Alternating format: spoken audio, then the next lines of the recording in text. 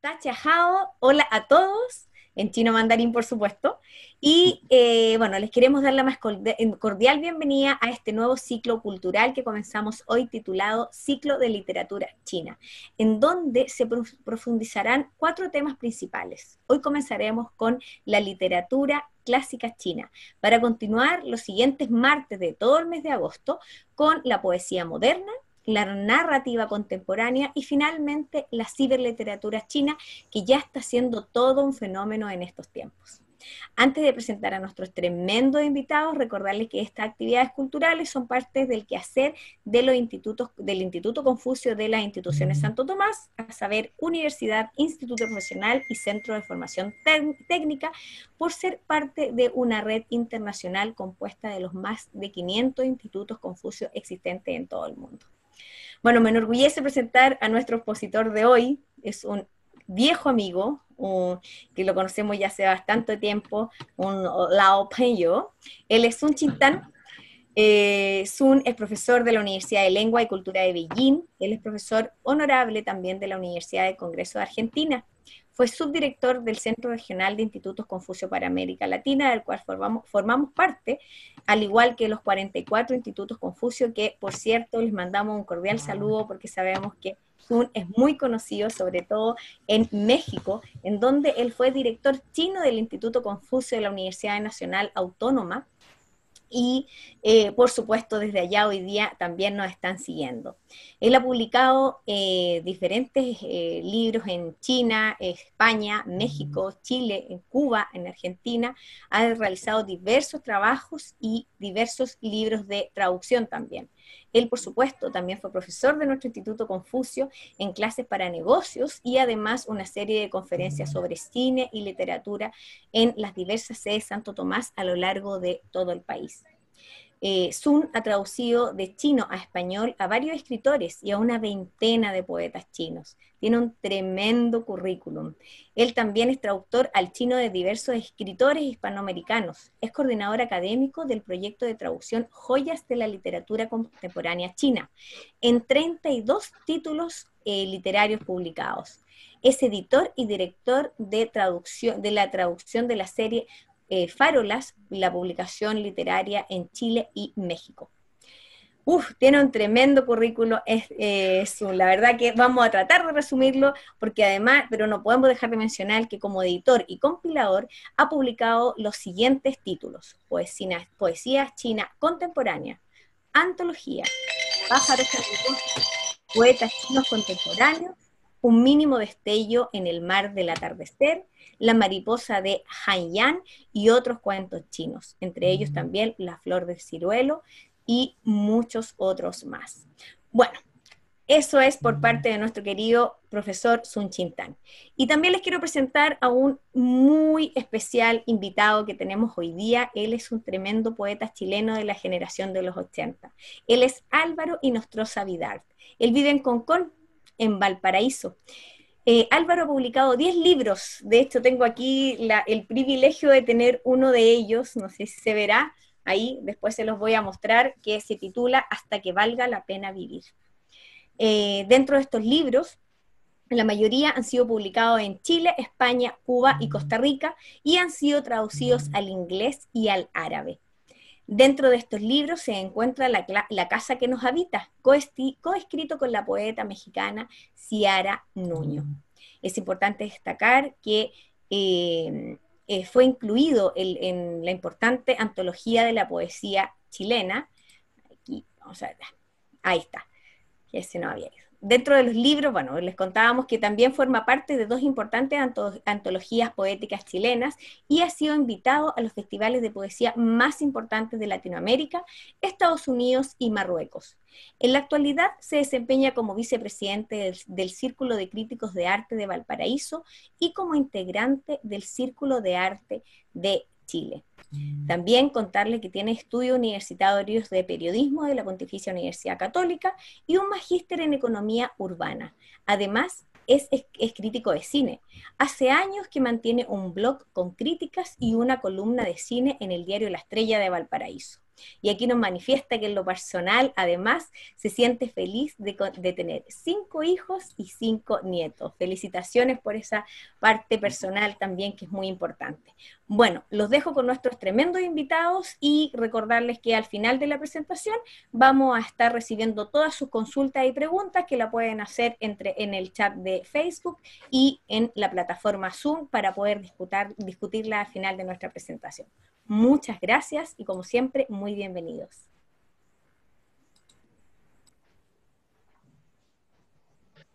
Muchas gracias, Lilian.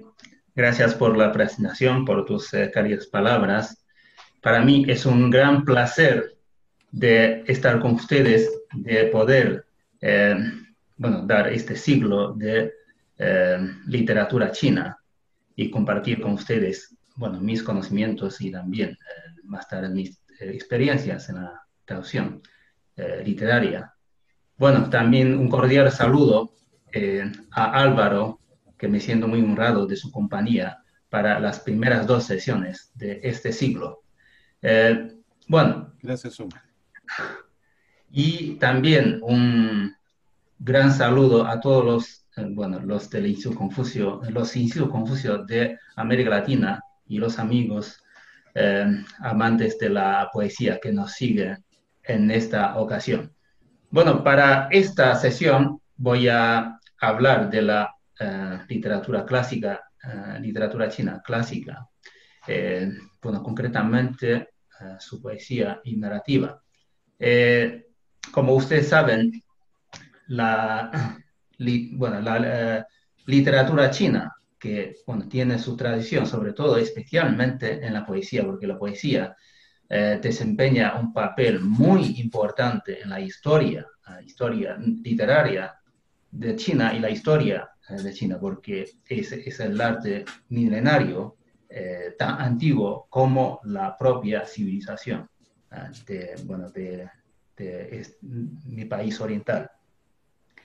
Y en esta ocasión primero voy a hablar de la poesía y luego la narrativa clásica, y más tarde con Álvaro vamos a tener un conversatorio sobre la literatura clásica china y también una sesión de preguntas. Permítanme ahora compartir, porque tengo una presentación, compartir mi pantalla para que vean una presentación mientras hablo de de la literatura clásica china. Yo creo que pueden ver, ¿no? Eso, ya.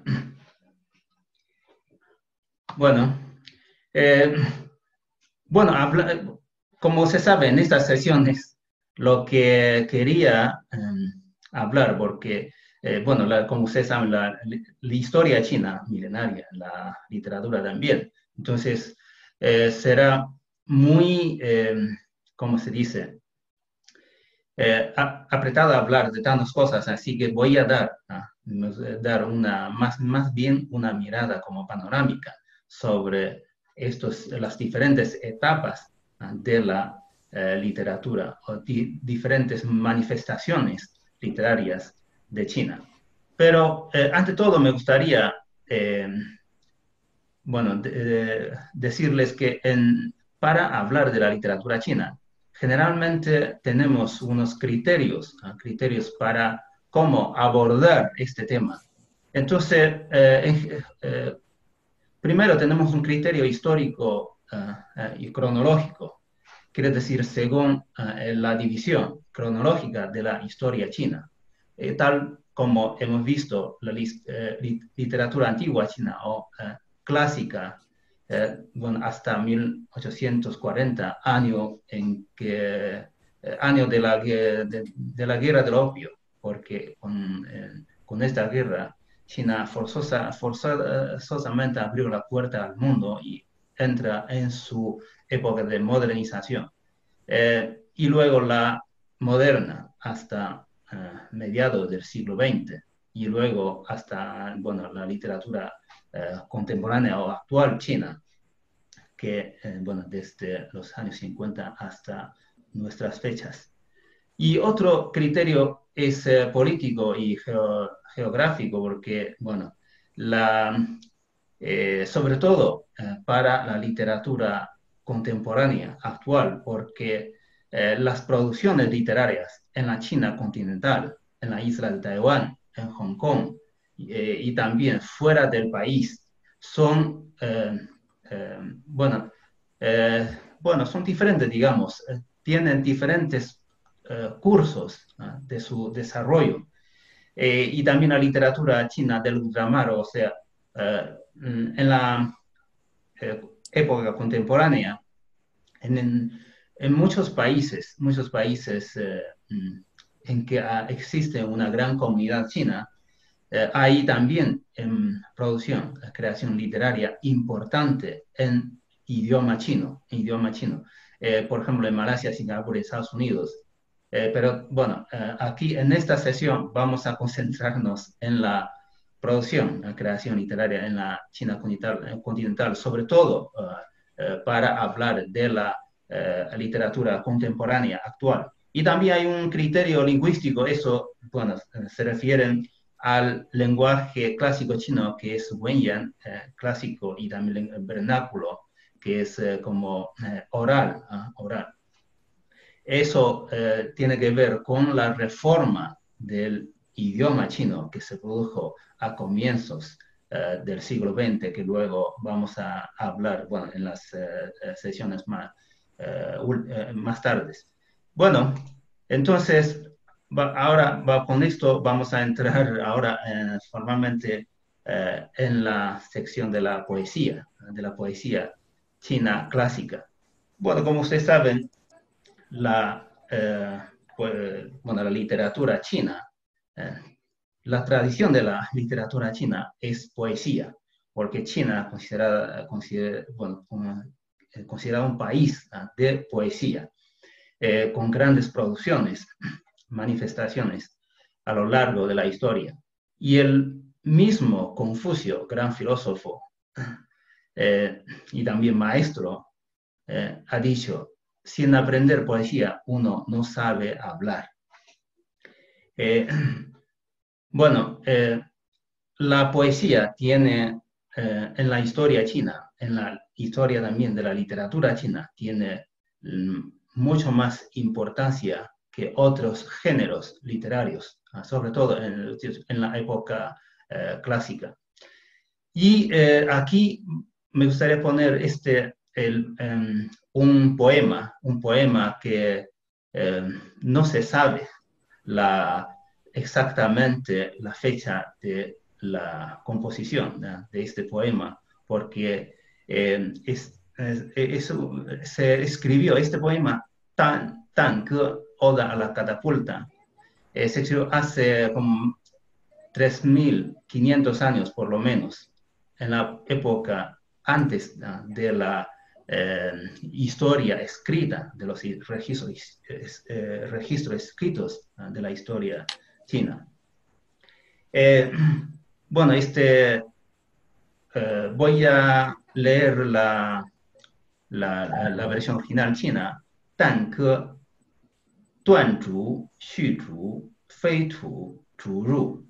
Y luego ustedes pueden ver la traducción de cada verso, que bueno, tiene un verso solo, tiene 2 sílabas, pero describe bien, muy bien, estas actividades, estas actividades prehistóricas, digamos, del humano, del ser humano.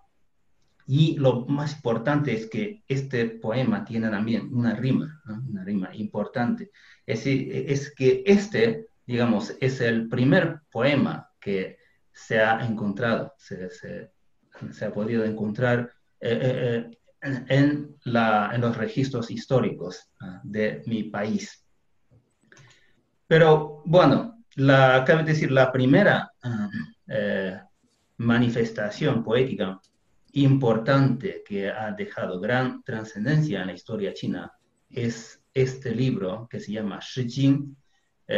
Podría traducirse como el libro de las odas, el clásico de la poesía, o el canon de la poesía, etc. o también se llama el libro de los cantos. Bueno, Shi Jing en chino, Shi Jing, tiene varias traducciones, versiones al español. Es un libro que eh, eh, recopila 305 poemas, poemas de 5 siglos, se puede ver, del siglo 11 antes de Cristo, antes de Cristo, hasta el siglo 7, antes de Jesucristo. Eh, según dicen, fue el propio Confucio quien hizo este trabajo como compilador a estos poemas. Y esta, bueno, claro, naturalmente es la primera antología de poesía en la historia china. Este libro, bueno, con 305 poemas, se divide en tres como secciones, tres partes: Feng, Ya, Song. Feng quiere decir, bueno, canciones populares, ¿no? Populares como los poemas o poemas populares. Y Ya, eh, consejos, se refieren a los consejos y elogios presentados al emperador en la corte. Y son odas, quiere decir poemas o canciones que se usa en ceremonias y ritos de sacrificio y banquetes. Para hoy, lo que se citan o se citan de generación en generación, claro, lo que se conoce más es la parte funk, porque son canciones muy bonitas y sobre todo hablan de las cosas, del sentimiento humano, del amor, de la familia, y también de las actividades agrícolas, etcétera. Aquí tenemos, por ejemplo, uno de los primeros versos de Feng. Dice así: Cuan, cuan, cantan pajarillos, chiu, a la orilla del río, hermosa y elegante como aquella chica, amor ideal para el caballero.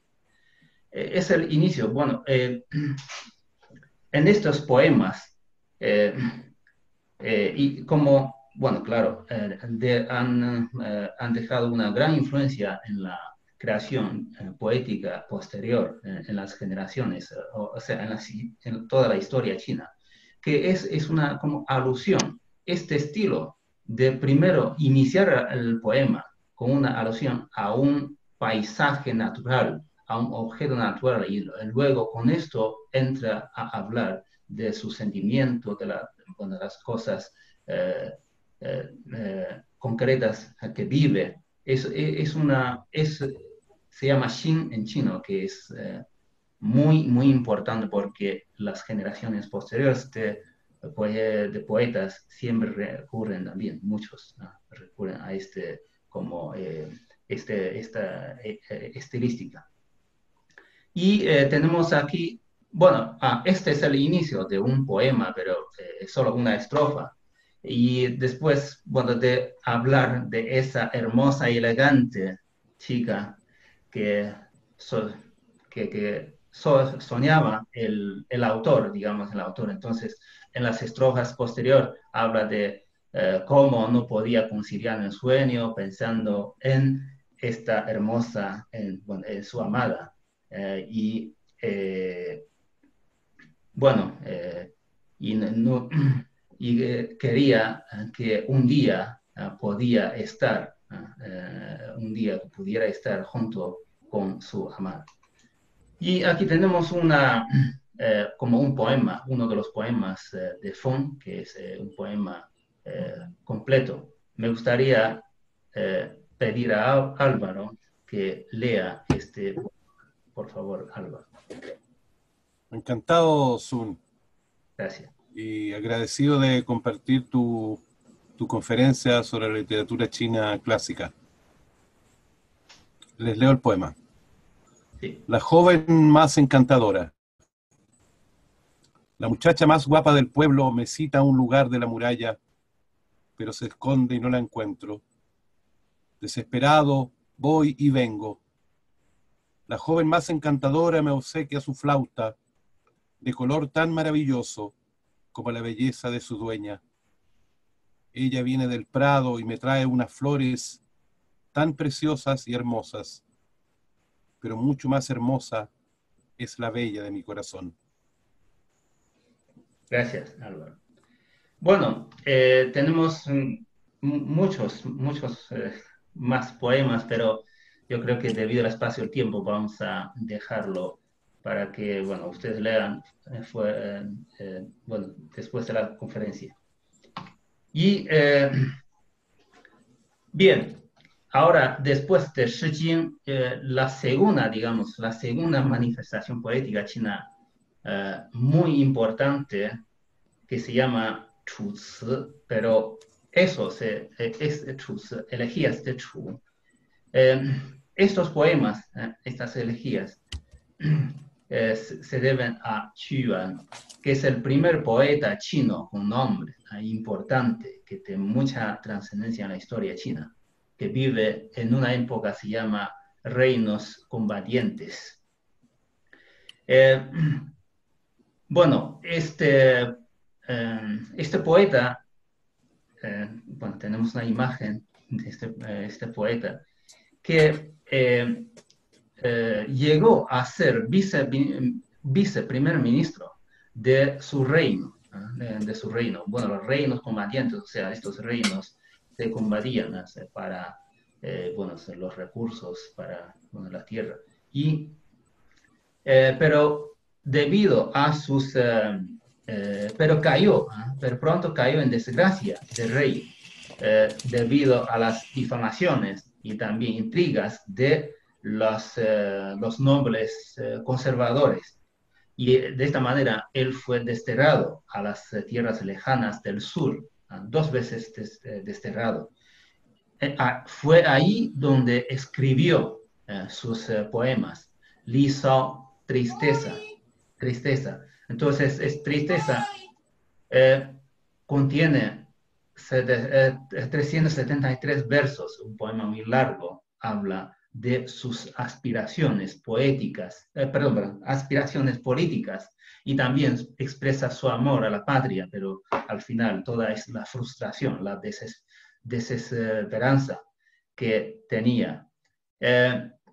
Y también 9 elegías. Las 9 elegías en estos poemas contienen mucho elemento mitológico de su tierra, de su reino y también de otros reinos. Bueno, lo importante es para saber este poeta Qu Yuan, como en el año 278 antes de nuestra era, viendo que su reino estaba bajo graves amenazas de otros reyes más poderosos, entonces ya ahí también vio frustradas sus aspiraciones políticas, sus sueños políticos, entonces se suicidó, arrojándose al río Miluo, hoy en día en la provincia de Hunan. Y su día de suicidio, de muerte, fue el 5.º día del 5.º mes del calendario chino, que es un calendario lunar.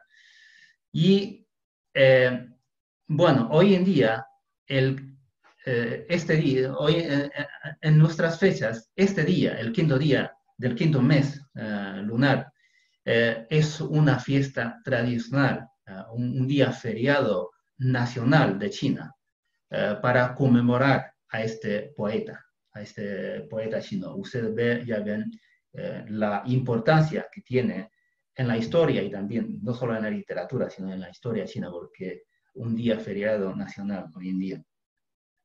Y en China hacen muchas,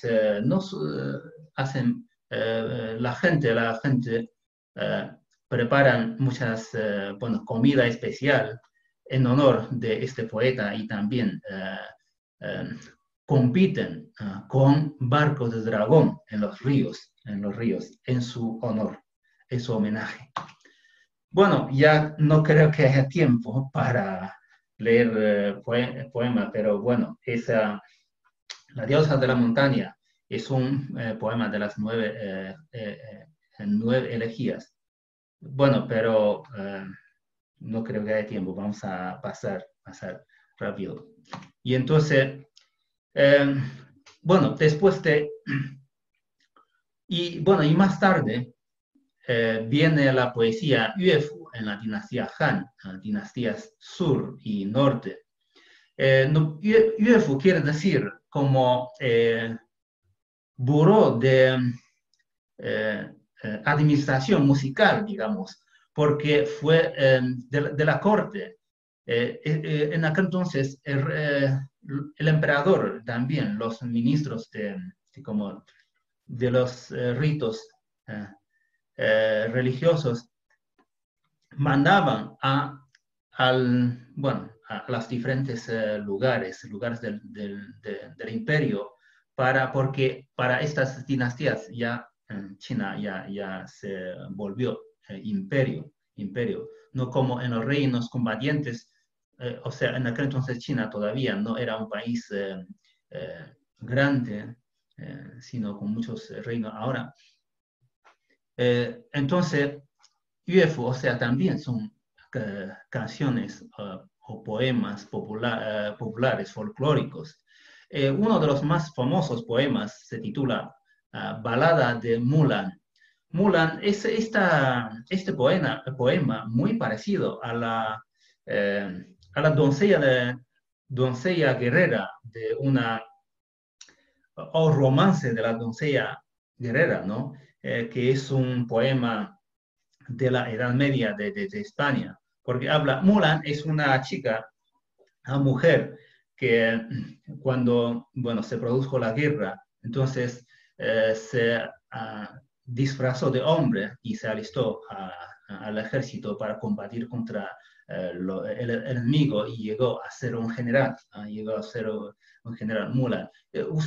Bueno, Disney ha hecho una película de dibujos animados, se llama Mulan, y el año pasado también se filmó una película titulada Mulan, pero todavía pendientes de estreno. Y luego, bueno, en la dinastía sur-norte, Wei Jin, bueno, hay un poeta que se llama Tao Yuanmin, también se llama Tao Qian. Muy importante porque es un poeta que influyó mucho en la creación poética posterior, en los mismos poetas grandes como Li Po Tufu. Tao Qian o Tao Yuanmin es un poeta como más tiene más pensamiento taoísta. Con este poema, por ejemplo, podemos percibir su poética. También en esta me gustaría invitar a Álvaro que lea Bebiendo vino. Gracias, Sun. Bebiendo vino. Construí mi casa junto a la de los demás, pero no se escuchan voces ni el sonido de los carros.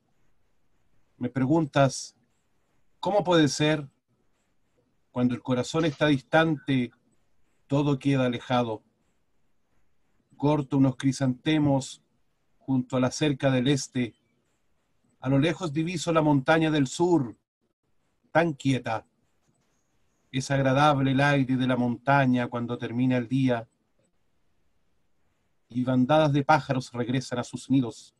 En todo esto hay una verdad cierta, pero cuando intento decirla, no encuentro palabras. Gracias, Álvaro. Bueno, ya podemos ver que sobre todo en los últimos dos versos, este encanto taoísta que nos ha dejado este poema.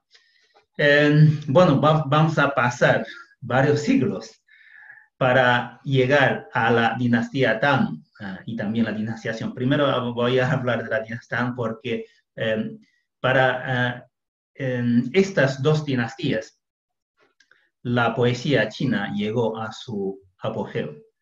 Eh, bueno, con grandes maestros.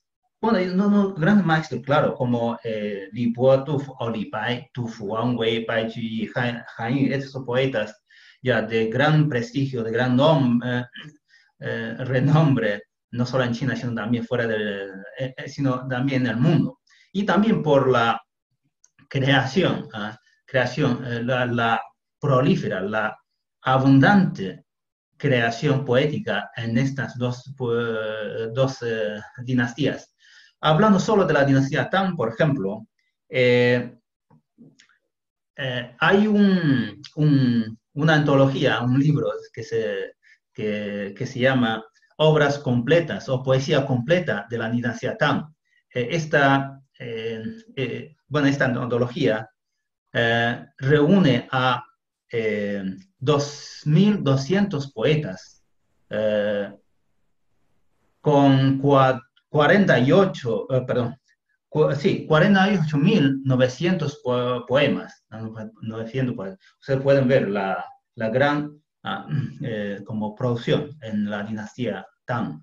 Y estos nombres seguro que les suenan bien. Bueno, vamos a ver primero a Li Bai, que también se llama Li Po o Li Tai Bai, porque es por la diferente forma de romanización, ¿no?, del sonido chino, del idioma chino, y por eso, pero es el mismo Li Bai, que Li Bai nació en el oeste, en la frontera hoy en día con Kirguistán.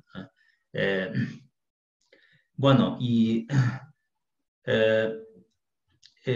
bueno, por su gran talento fue reconocido primero por los grandes poetas de su época y también los funcionarios políticos, y más tarde llegó a ingresar a la corte porque su poesía le gustó mucho al emperador y el emperador le convocó a la corte.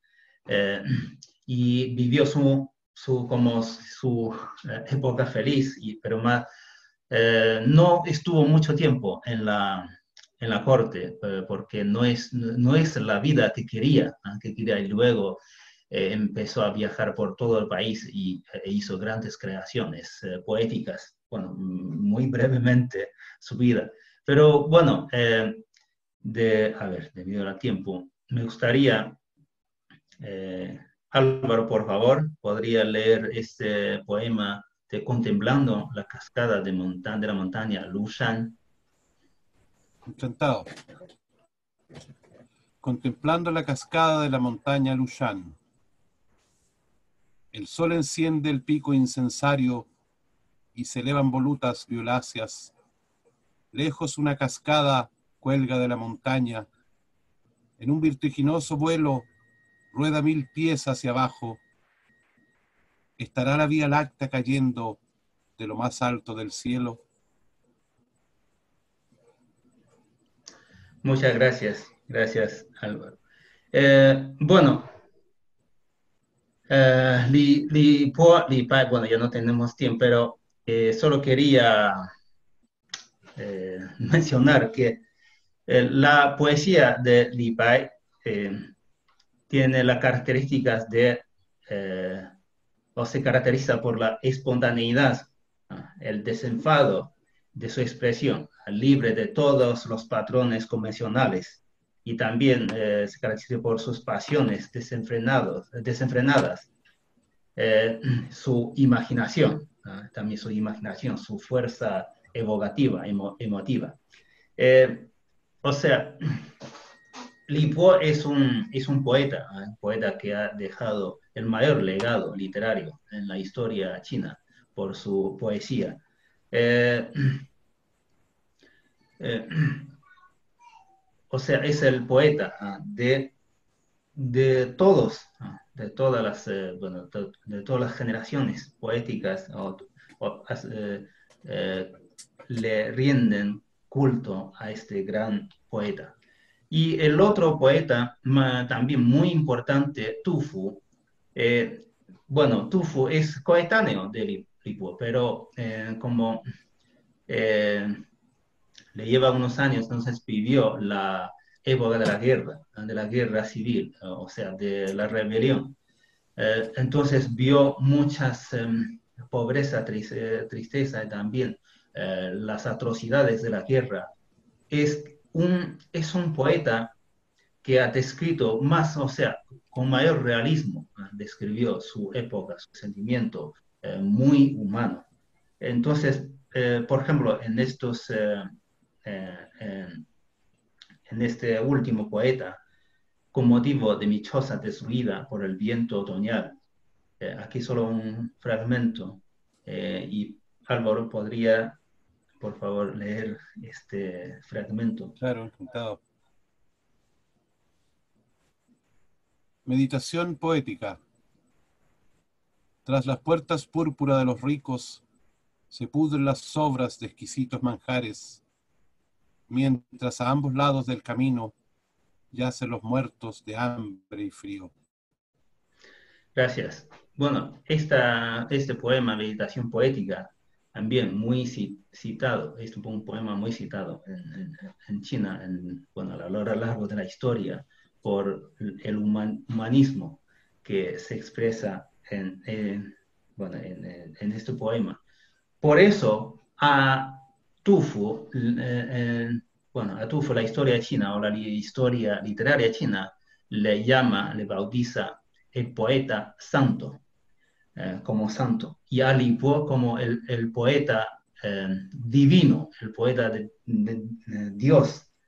Y también tenemos a otro, o sea, estos tres son los más grandes de la dinastía Tang, Wang Wei.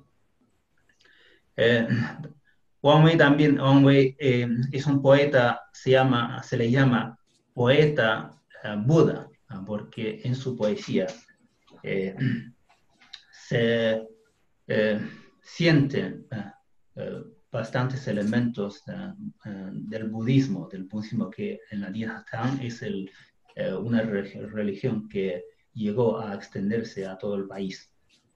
Me gustaría, Álvaro, que lea en el primero, en el bosque de bambúes. Gracias, Son. En el bosque de bambúes. Sentado solo en el bosque en silencio, taño mi laúd y canto largo tiempo. Nadie sabe que estoy en el espeso follaje. Solo la brillante luna viene a iluminarme. Gracias. Bueno, entonces ya pasamos porque debido al tiempo. Vamos a ver la poesía, la creación poética en la dinastía Song. En la dinastía Song se produjo un estilo, o mejor dicho, un género poético, se llama Zi, porque en los poemas anteriores, por ejemplo, en Dinastán, esos poemas tienen estrictas rimas y entonaciones. Lo más usual son, por ejemplo, versos de 5 caracteres o de 7 caracteres, con 4 versos como estrofa. Entonces,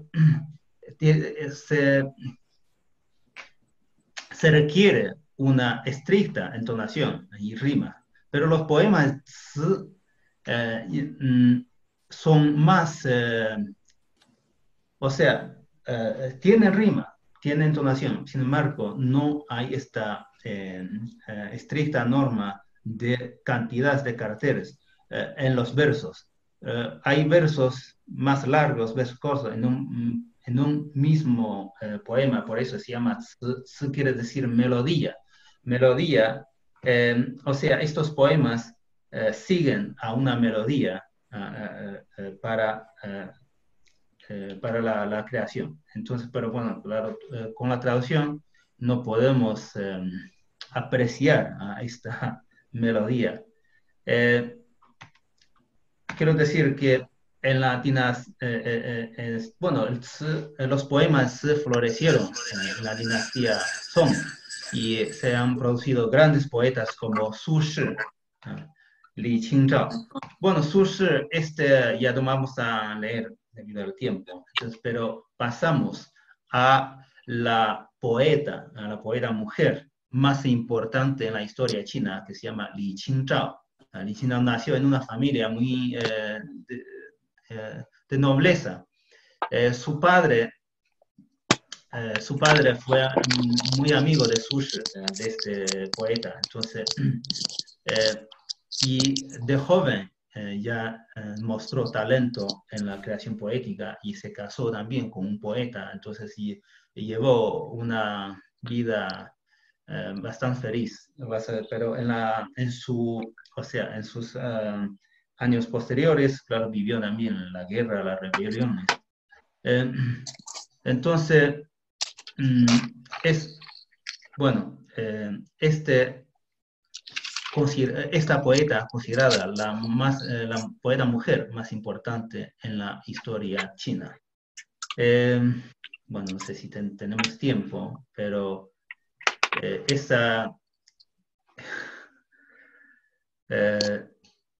si Álvaro, no sé, vamos a leer por lo menos, no sé, bueno, por favor, lee, Claro, me gustaría que lea es la única poeta mujer, ¿no? así. La más grande. Sí, sí, correcto. Lo voy a leer. Por favor. Marchítanse las flores de lotos, según la melodía Ji Jianmei. Disculpe la pronunciación. Marchítanse las flores de lotos y déjase sentir el otoño en la esterilla. Desabrocho despacio mi capa de seda y subo sola a la barca. ¿Quién desde las nubes blancas me envía estos mensajes de amor? Regresan los cisnes silvestres. El pabellón occidental se inunda de la luz lunar. Las flores caen sin remedio y el agua corre sin cesar. La nostalgia, siempre tan intensa, la compartimos mi amado y yo, separados por grandes distancias. No logro ahuyentar la tristeza que se revela en mis ojos. Y se apodera de mi corazón. No, parece que no alcanzaba a leer el último verso. El último verso. Bueno, gracias, Álvaro. De todos modos, bueno, Li Qingzhao es la poeta más importante, la poeta clásica más importante y goza de gran reputación por sus poemas.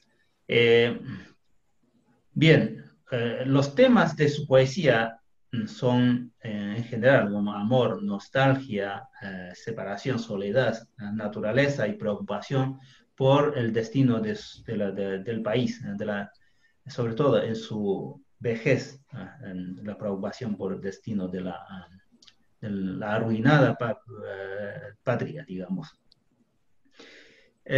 Bueno, pasamos a otra. Después de la dinastía Song, en China, en la época antigua de China, tenemos 3 dinastías, Yuan, Ming, Qing. Pero en las últimas dinastías chinas, en la dinastía Yuan proliferaron un estilo qu, pero que tiene, o sea, que son este estilo también original. Qu quiere decir ópera, o sea, son poemas, pero siguiendo los patrones, los cantos de una ópera, pero son versos. Y en la dinastía Ming y Qing, en estas 2 últimas dinastías, no se han producido grandes creaciones poéticas, porque la narrativa en estas últimas 2 dinastías es más importante, o sea, con mayor importancia en la creación. Y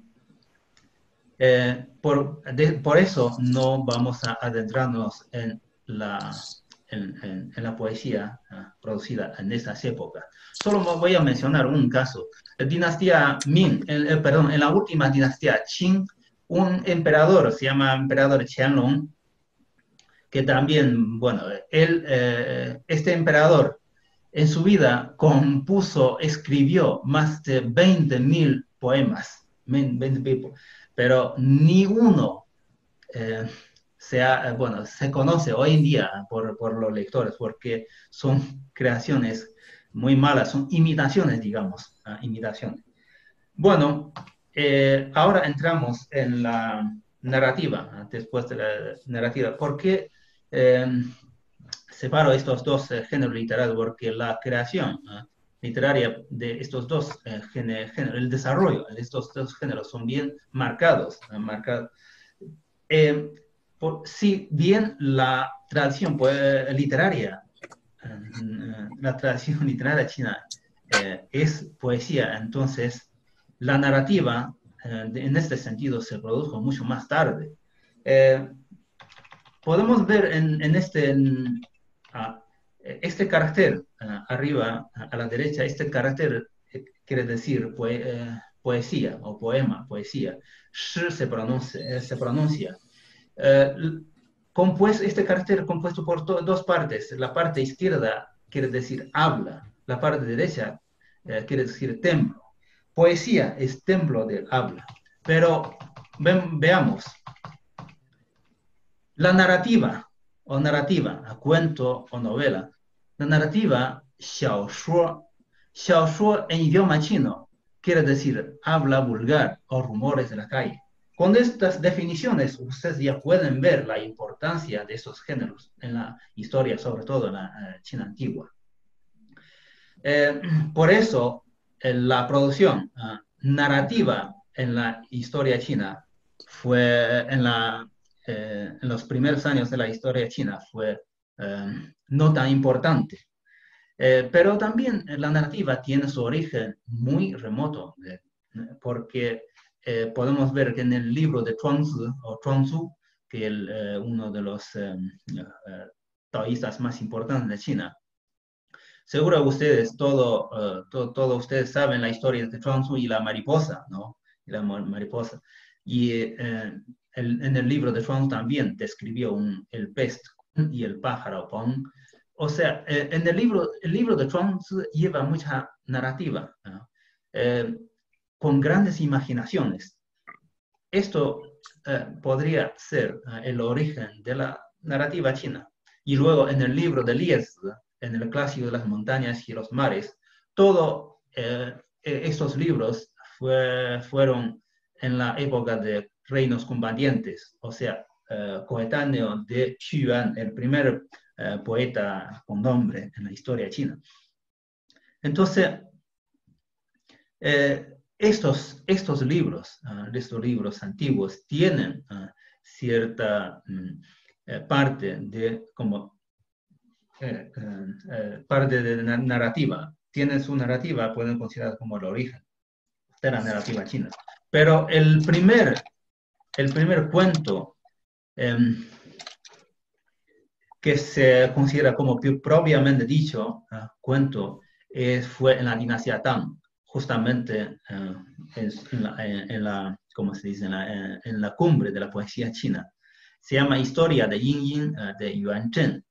Yuan Zhen es un cuento sobre Yin Yin, es una mujer, bueno, sobre Yin Yin, que, bueno, la historia un poco como triste de esta mujer, que como no cabe tiempo, vamos a dejarlo. Pero las obras cumbres, las obras maestras de la narrativa china se produjeron en las últimas dos dinastías chinas, dinastía Ming y Qing. En China consideramos que hay 4 novelas clásicas más importantes.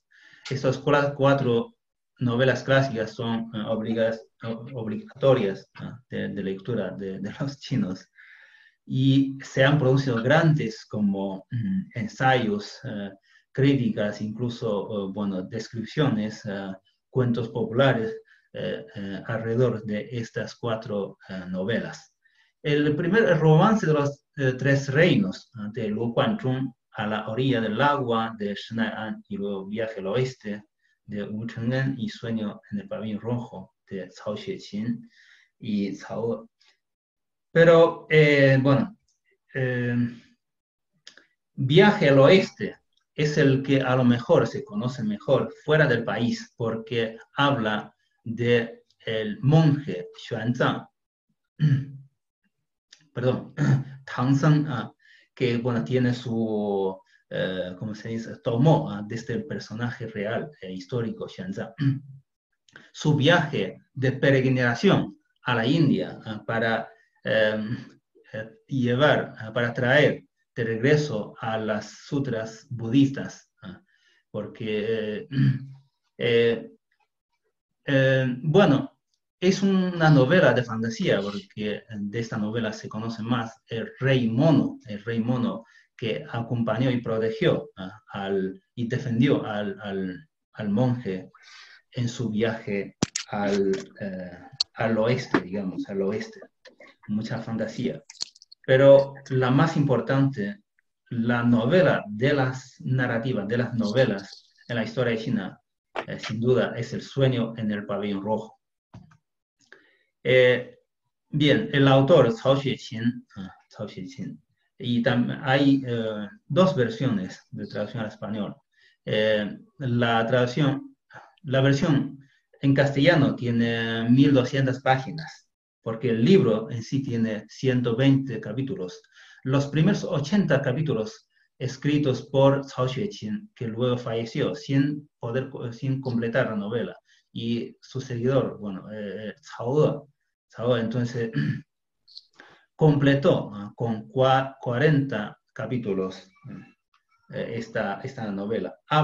Esa novela habla de 4 familias, familias nobles en su época, también cómo hablan de la sociedad, de la sociedad de su vivencia, y también de cómo estas familias de nobleza cayeron en la desgracia y bueno, en la sociedad, pues, también describieron la sociedad en decadencia.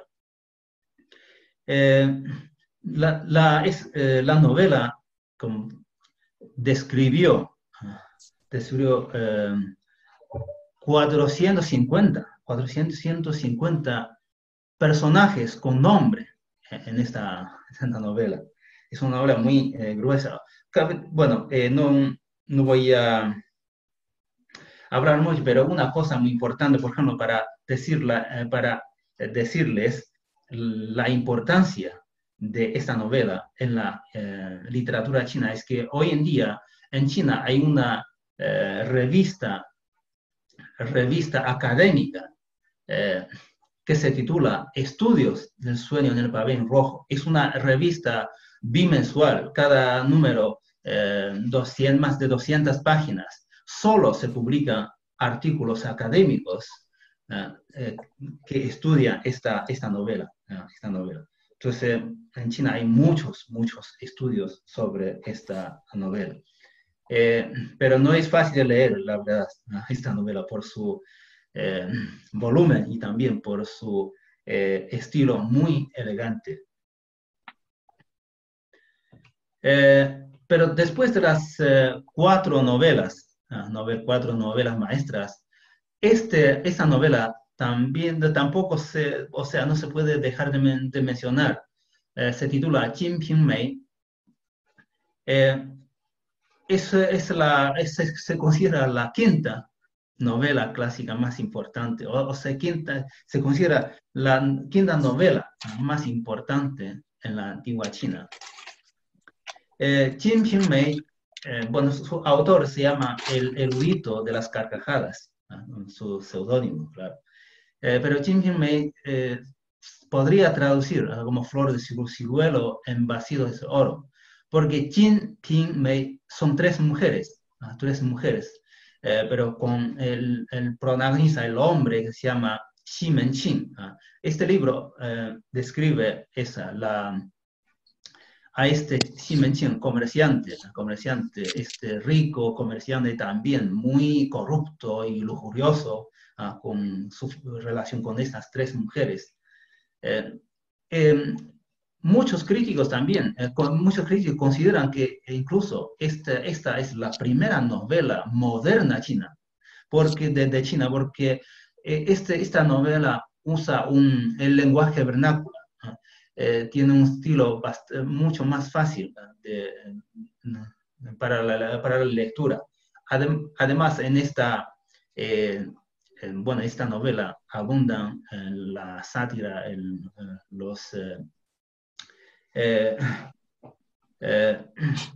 su crítica hacia la sociedad y también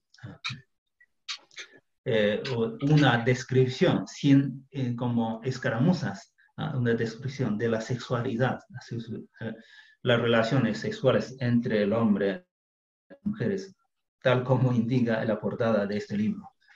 Bien, yo creo que ya es tiempo, no sé, sobrepasé el tiempo, disculpa. Entonces, para terminar, me gustaría, hacer algunas recomendaciones para la poesía antigua china. La poesía antigua china. Bueno, esta poesía antigua china es la mejor descrita de la creación poética a lo largo de la historia china. Y esos 300 poemas de la dinastía Tang es el libro de mi profesor, de Magíster. Y por un sinólogo peruano, Guillermo Dañino. Y estos dos son recién publicados, escrito por un profesor, Fernando Pérez, profesor chileno. Bueno, entonces, muy brevemente, les he hecho un resumen panorámico sobre la literatura clásica china, enfocado en la poesía y en la narrativa. Espero que haya sido de su gusto y de su interés, y con esto ustedes pueden seguir estudiando, leyendo la literatura clásica china. Muchas gracias. Bravo. Muchas gracias. Bello, realmente todos quienes estamos aquí atentamente escuchando nos quedamos en el cielo con la poesía, con el contenido, con esa cosa tan noble que tiene estas palabras, y la verdad que a pesar del tiempo me gustaría hacer algunas preguntas, pero sin antes darle la palabra a Álvaro, que creo que tenía que algo comentar, porque si hay algún comentario que por supuesto nos interesa es de nuestro poeta que hoy nos acompaña, Álvaro Nostroza. Gracias, Lili. Mira, lo que más me impresiona de la exposición, de la apretada exposición de Zoom, porque evidentemente es muy difícil en una hora y un poco más resumir toda la historia de la literatura de un país como China, es la similitud con Chile. Porque resulta que Chile también tiene una historia bastante importante en literatura, pero sin duda, la poesía es lo que más caracteriza nuestra raíz. Tenemos 2 premios Nobel y ambos son poetas. Y bueno, en Chile hay un dicho muy común, ¿no? Que uno levanta una piedra y aparece un poeta. Entonces, realmente creo que el arte mayor de la literatura chilena, así como en China, es la poesía. Me llamó la atención, por ejemplo, que la narrativa china se define como los rumores de la calle o el habla vulgar. Sí. Claramente colocando a la poesía en una posición de mayor altura. Como el lenguaje de Confucio, del gran filósofo y recopilador del gran filósofo. Ahí yo noto una similitud que sin duda nos va a marcar la relación cultural entre China y Chile, tan prolífica. Ese sería mi primer comentario, Lili. Gracias. Excelente comentario, sobre todo en nuestro país, como tú dices, de poeta, y que uno de ellos fue Pablo Neruda, que un pequeño breve es muy importante, sobre todo este año para nuestra relación entre Chile y China, Sí, que pues, es donde se cumple el 50º aniversario de las relaciones diplomáticas. Justamente nuestro poeta Pablo Neruda fue uno sí. de los precursores en esta relación. Él fue un excelente embajador.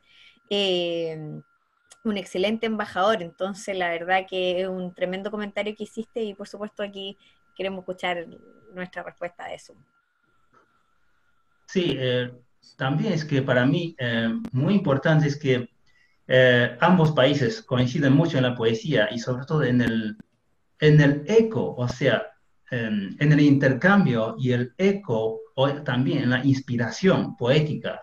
Porque, por ejemplo, eh, bueno, Pablo Neruda, claro, visitó 3 veces China y escribió, bueno, poemas sobre mi país.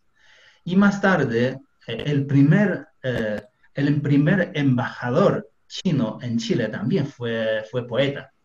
Fue poeta. Y más tarde, Gonzalo Rojas, Efraín Barquero, eh, diplomáticos, diplomáticos chilenos en China, pero son poetas, grandes poetas.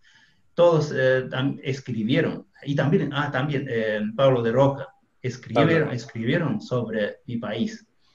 Eso para mí también ha sido como una linda conexión, unos hermosos lazos entre ambos países, bueno, claro, naturalmente como poéticos. Sin duda, porque no es solo la relación diplomática entre ambos países o entre ambos gobiernos, sino no por casualidad, por ejemplo, Gonzalo Rojas es agregado cultural en China Sí, durante 1971 y 1972. Por algo, Salvador Allende, que es uno de los fundadores del Instituto Chileno de Cultura, junto al pintor José Venturelli y Pablo Neruda, envía a Gonzalo Rojas para allá. ¿Ah? Bueno, sí, ya Gonzalo Rojas ya había estado en China. Tú sabes que hay una anécdota muy interesante que dicen que en 1959 Gonzalo Rojas se reunió con Mao Zedong sí. y estuvieron conversando sobre poesía y teoría literaria. Mm, Imagínate la maravilla de ese encuentro, que ganas de que se hubiera grabado, ¿no? Para poderlo escuchar o ver. Entonces, la relación, si tú puedes ver, es entre dos culturas, es entre dos países que se respetan y se admiran. Y el lenguaje para hacerlo es el lenguaje poético. Qué maravilla. sí, sí, Es sí, una correcto. maravilla. Hay una actividad bien importante que se va a hacer este año también entre la Fundación Salvador Allende y José Venturelli en noviembre a propósito de la celebración del aniversario de las relaciones diplomáticas. Así es que les vamos a estar informando también sobre esa actividad Maravilloso. que estamos colaborando como Instituto Confucio en algunas traducciones y en algunas cosas. Yo quiero aquí hacer algunos comentarios. Nos preguntan, por ejemplo, ¿cómo influyen los tonos en las sílabas de la poesía china? Bueno, la poesía, perdón. Debe de ley. Sun. Sí, la poesía clásica china se rigen por los tonos, la rima y también, bueno, ¿cómo se dice? La entonación.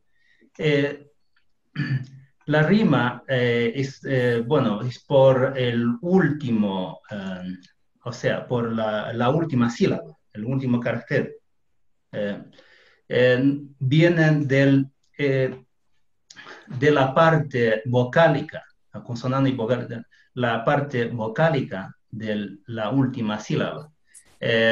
Normalmente la rima es de el primer verso, bueno, como hay varios estilos, el más, como te dices, más popular, usual, son de 4 versos, una estrofa, por ejemplo, o un poema. Entonces, el tercer y el cuarto tienen eh,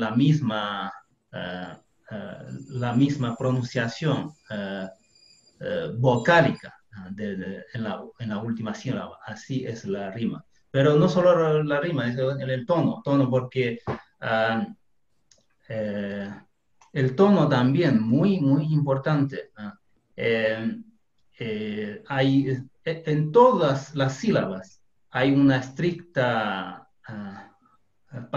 hay estricto patrón de tono llano y tono, ¿cómo se dice?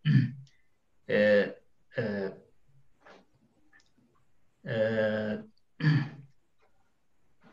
eh, o sea, perdón, ahí se me pasó Es complejo, de palabra. todas maneras. Sí, sí. Eh, Pero yo ahí quiero agregar algo, sí, sí, porque sin duda, el chino debe ser más complejo que el español en ese sentido, porque, como dices tú, está el tono, la métrica y la entonación. sí, En el caso del español, también en la poesía clásica, Garcilaso de la Vega, qué sé yo, Quevedo, Góngora, existía también esas tres cosas, como dices tú. Pero ya sin duda, con el paso del tiempo, en la poesía moderna que tú le llamas vernácula, eh, eso se ha ido simplificando, ¿no?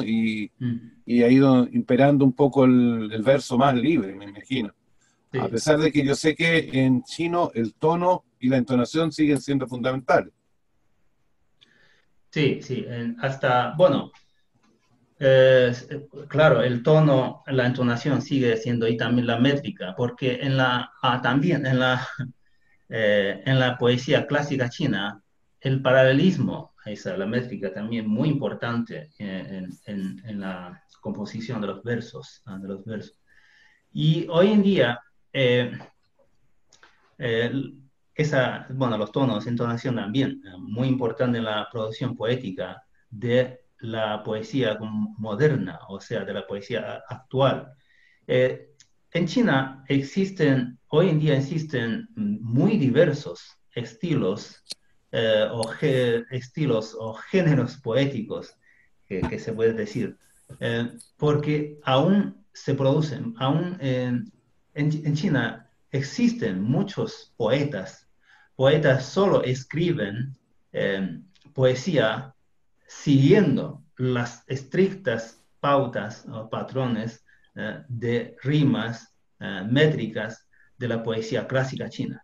O sea, hoy en día también en China hay muchos poetas, solo escriben poemas clásicos, digamos, porque, claro, hoy en día en China la producción más grande, mayor, es la poesía de versos libres, de versos libres.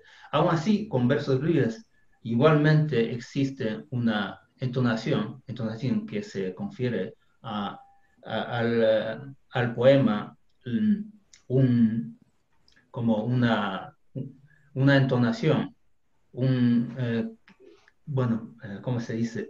Una entonación propiamente dicha que tiene que ver con la expresión de las emociones de un poema, aunque sea de versos libres. Claro.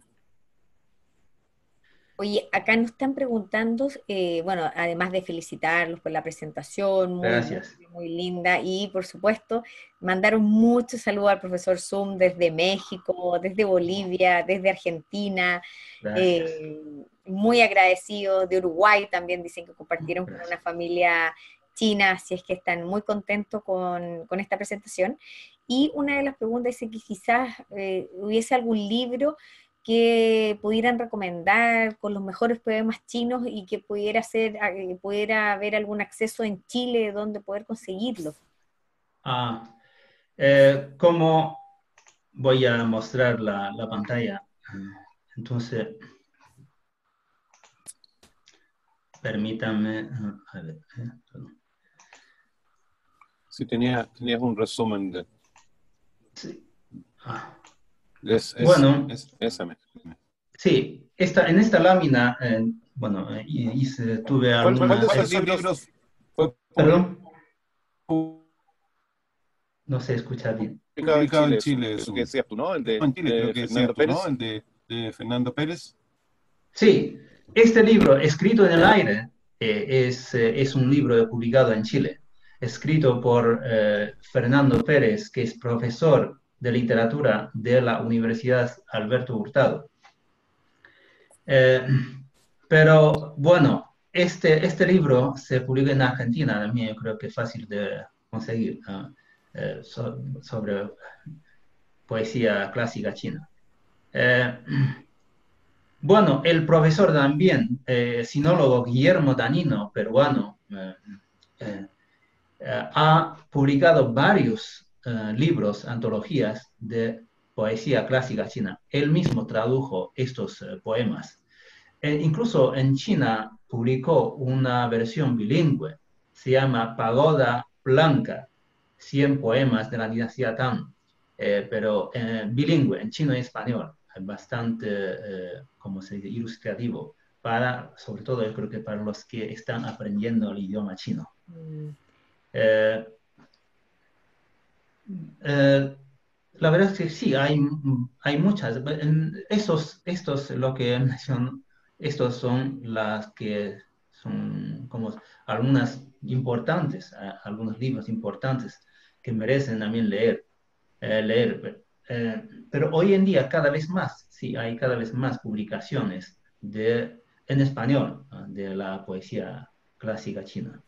Perfecto. Una de las Eh, preguntas justamente es si acaso estas traducciones son hechas por Tizum o son o por otros traductores. No, perdón. No, de esos libros ninguno. Ah, Ninguno, porque yo sí, bueno, yo dedico mi tiempo de ocio a la traducción. La traducción literaria es una pasión mía. Entonces, pero sí he publicado unos libros, pero mi traducción es más de la poesía actual, poesía contemporánea de China. Bueno, yo creo que en la próxima sesión voy a hablar de este tema. excelente. Vamos terminando con algunas preguntas. Dice sí, que se especifica cuándo termina. A ver, dice, si existe el registro de cuándo comienza la poesía china. Dice, veo que sí existe el registro de cuándo termina, pero no de cuándo comienza. No hay registro, la verdad es que para mí no hay registro de cuándo comienza la poesía china ni cuándo termina, porque primero, porque sabemos que Shi Jing es la primera antología, ¿no?, de poética de China, eh, hecha por el propio Confucio. Confucio, porque Confucio lo usa para como dice también, gran maestro, gran como educador. Eh, lo usa para sus clases. Confucio como considera que la poesía es una de las disciplinas más importantes para la formación humana, para la formación personal. Entonces, antes de Shi Jing, antes de esta antología poética china, sí había producciones. Sin embargo, bueno, eh, no sabemos exactamente cuál es el origen, cuándo se produjo. Eso, bueno, yo creo que también depende de las investigaciones arqueológicas de China, porque en los últimos, la verdad es que en este nuevo siglo, por ejemplo, en China se han descubierto, se han hecho grandes investigaciones, estudios, y también obras arqueológicas para la reconstrucción de la historia china, sobre todo el origen de la historia china. Por ejemplo, la dinastía Xia. La dinastía Xia se remonta al siglo XXI antes de nuestra era, pero solo existe hasta nuestra fecha, solo existe en las leyendas, mitologías. Sin embargo, pero hoy en día cada vez más hay vestigios arqueológicos que empiezan a comprobar bueno, la historia, la existencia de estas dinastías. Pero bueno, lamentablemente no solo hay objetos, construcciones arqueológicas que atestiguan esta dinastía, pero aún no se han descubierto registros históricos de esa época. Pero ¿por qué digo que he dicho que no termina? Porque hoy en día la producción poética en China, acabo de mencionar la producción al estilo clásico, al estilo antiguo de la poesía china, pero lo más importante bien, la producción de versos libres, de la poesía moderna, actual. Eso, la poesía, o sea, digamos, la poesía china eh, está en su mejor también, mejor época, porque en China existen centenares de escuelas corrientes de poesía con muchos grandes poetas que hoy en día empiezan a conocerse dentro y fuera del país. Pero creo que de eso vamos a hablar el próximo martes, ¿no? Efectivamente. Oye, y antes de terminar, yo tengo una pregunta para Sí. Álvaro. En su libro, en este que antes no sabía si se veía porque no veía la pantalla, que es su último libro, Hasta que valga la pena vivir, él hace un énfasis especial en las gaviotas, en distintas aves, en la naturaleza. Entonces llama la atención que en la exposición de Sun Chintan justamente mencionó varios poemas en donde se tocaban estos dos hermosos elementos. Entonces la pregunta es, ¿tú ves qué relación ves entre la poesía china y la chilena en relación a estos temas? Sí, yo creo que es fundamental lo que tú estás diciendo, porque resulta que el tema de la relación del hombre con la naturaleza eh, es algo común a la poesía china y a la poesía chilena, desde siempre. O sea, desde siempre esa relación ha estado presente en la poesía. Y en la mía, personalmente, como dices tú, es fundamental. O sea, en mi caso, por ejemplo, la relación con el mar, la cercanía del mar y, por supuesto, los aves, los árboles que están cerca de la costa, de alguna manera son reflejos, son seres vivos en realidad. Ah, bueno, Rimbaud decía que las piedras estaban vivas. Yo también estoy de acuerdo con él. Y eso es algo muy patente en la poesía china. Ese respeto para las cosas mínimas, como un guijarro, o al mismo nivel con el sol o la luna, ¿ah? O con los seres humanos. La verdad que la poesía, tanto la poesía chilena como la poesía china, muestran un respeto absoluto por los seres que pueblan el universo y la Tierra. Qué interesante comentario, Álvaro, te lo agradecemos muchísimo. La verdad que vamos para la hora y media, entonces necesitamos despedirnos por ahora, porque ya nos vamos a ver el próximo martes. Hay muchas preguntas en donde nos vamos a comprometer con nuestros asistentes a que las vamos a anotar y se las vamos a hacer, se las vamos a entregar a Sun Chintán y a nuestro poeta Álvaro Inostroza para que sean tocadas la próxima vez, porque la verdad que esto da para harto rato más y en beneficio del tiempo debemos ya despedirnos, agradecerles profundamente su presentación, agradecer a todos quienes nos acompañaron de varios países. Esto se notó el interés por esta apasionante literatura, así es que, bueno, todos cordialmente invitados para el próximo ciclo. Muchas gracias y no se olviden de responder una pequeña encuesta que por supuesto es súper considerada por nosotros a la hora de evaluar nuestras actividades. Feishan Kanxie. Gracias. Gracias, Lili. Gracias, Sun. Gracias, Lili. Gracias, Sun. Gracias. Gracias. Nos vemos el próximo martes. ¡Saitien! Un abrazo. Un abrazo grande.